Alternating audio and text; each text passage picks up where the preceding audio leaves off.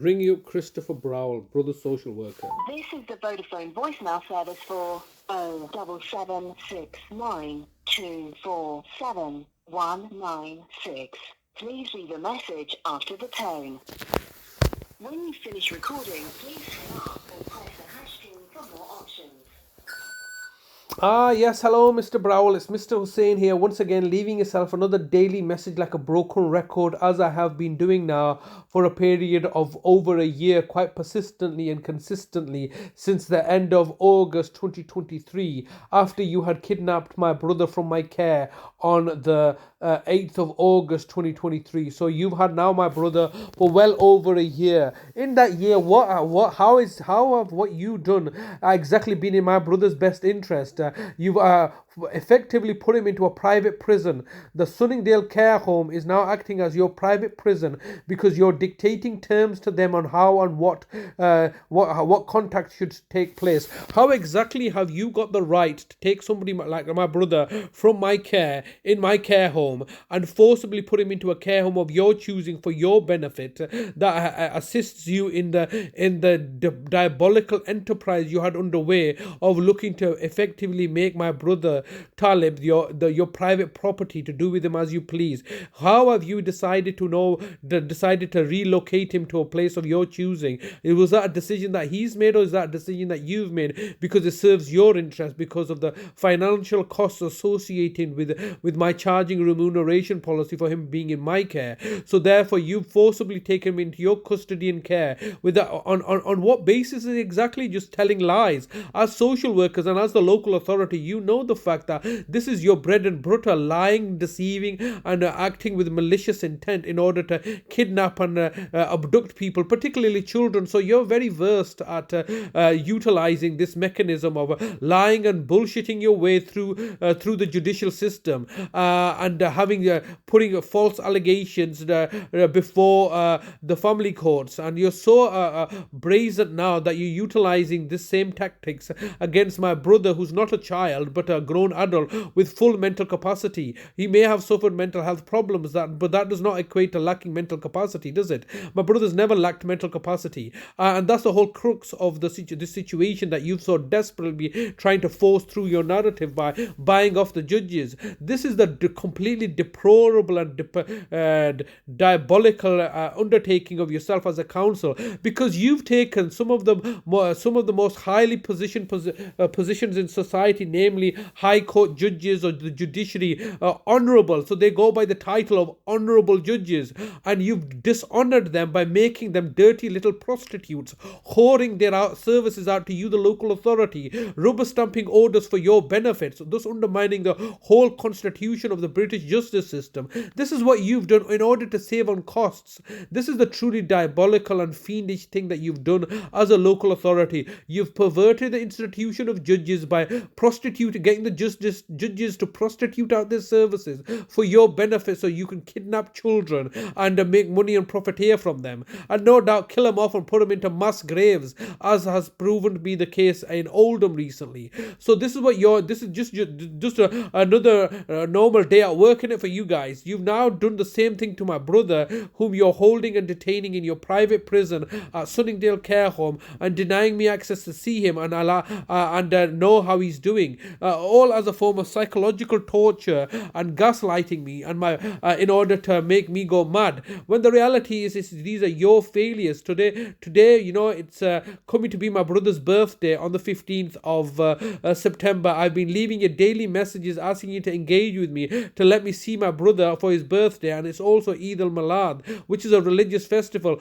All you've done is kidnap my brother from my care because it was inconvenient for your tick box exercise, for your paper exercises. They were not computed properly, so you've kidnapped him from my care. You forcibly relocated him into your custody at your private prison at Sunningdale Care Home, masquerading as a health organization or care organization, when the reality is a private prison. And then you've proceeded to medicate him without his permission and consent, or without the family's involvement, and are are continuing this enterprise of torture and villainy and tyranny, most of which is based on the fact that you're refusing to engage with me. I am my brother's nearest relative.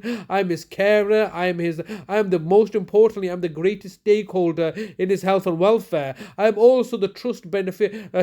My brother is also a trust beneficiary of which the trust I'm a trustee of, and I have just as much legal rights for my brother and to protect and safeguard him more so than yourselves, because you have a duty of care that you were neglecting and failing in, because you as a local authority were using public money that you've been collecting for social care and looking to plug holes in your financial deficits and the vanity projects that have been clearly failing. So you're basically stealing money from the weak and vulnerable members that you have a duty of care to, killing them off and putting them into mass graves. And that's the reality, isn't it? Hence why this mass grave uncovered recently in Oldham is just indicative of a wider campaign being committed by most local authorities up and down the country, killing the weak and vulnerable and shoving them into mass graves so nobody's any the wiser. But you forget one thing, my brother is not...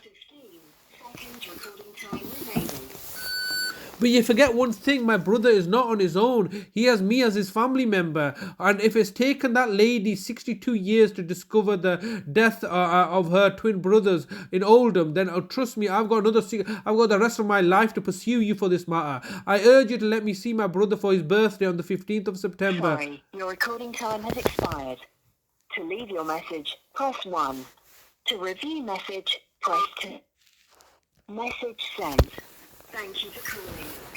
So I'm leaving them a message every single day, and every single day they're just refusing to engage with me. This is my brother's social worker. This is Bradford Council, and they're stating to the world that they are benevolent, egalitarian local authority, are simply doing their duty of care under the legal framework to safeguard the weak and vulnerable members of society. This is a complete lie. This is a complete deception. This is a complete fraud and fabrication, because the reality is, rather than the rhetoric that they feed you in colourful brochures to sell you the truth, the reality is, the reality of the situation is that they're using public money to nothing really changes. It's really torture and mayhem, plunder and profiteer as usual, business as usual. And what all they do is they sell out a thinly veiled veneer of respectability that they are acting impartially and doing what they're supposed to be doing. The reality is that all they're really doing is presenting this veneer, but the reality is continuing to be the torture, murder, mayhem, put people into mass graves, kill them off, plunder their finances. It's all about money and profit and greed with these people. And then they go around telling everybody that they're a city of culture 2025, when the reality is that they don't give a damn about culture or people. All they care about is money, greed. That's what's running the show here. The local authority, Bradford Council, have been caught out, mismanaging their duty of care to childcare services in the past, and this is exactly the same situation. If they can't look after the children, do you think they are in any better position to look after the weak and vulnerable people in society? And they can't, and so therefore what they must do is much torture and murder people. But in my particular circumstances, they've taken my brother now for over a year. They're saying that they're going to do a criminal investigation against myself for neglect when I was providing with 24-hour care, and yet they have put my brother into a care home that does not meet any of his cultural needs, his religious needs. It does not meet any of his basic needs. They haven't even been providing with proper quality of personal care. It's just simply diabolically fiendish and deplorable of them. And you see how they are causing me a great deal of harm, alarm and distress by having to forcibly leave them voice messages that they are refusing to act upon. I mean, this is clearly a sign of neglect and negligence, isn't it? I'm telling them, look, my brother's going to die in your custody. You need to engage with with me, speak to me, and they're saying, no, we don't need to do anything because ultimately when he does die, we've got the coroner. Coroner, he works for us, so he's just going to cover everything up. The police are in our back pockets, so are the judges and the judiciary, and eventually all the newspapers are in our pockets. So we'll all just get nicely covered up and say, and if it does come out, we'll just say, oh, lessons will be learned for next time. And those lessons are not to not do the thing. The lessons are not to get caught out, because that's what these people are. They're criminals in positions of authority and power, and the only lessons they want to learn is not to get caught out in their criminality, not to stop or prevent them from doing their criminal actions. That's the reality.